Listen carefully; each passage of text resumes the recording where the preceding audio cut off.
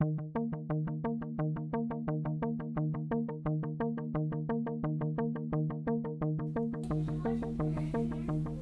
is morning in the valley, and our crew is ready to start their day.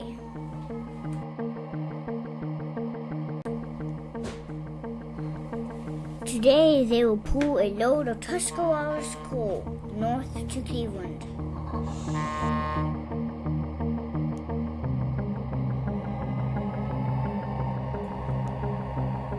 Our first landmark is the arch bridge over the mighty Cuyahoga River.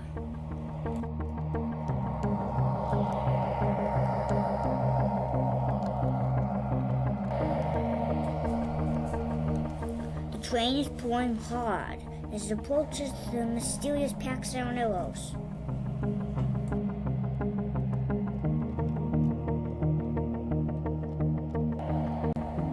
The yard at Everett is filled with trains waiting to depart for points north and south.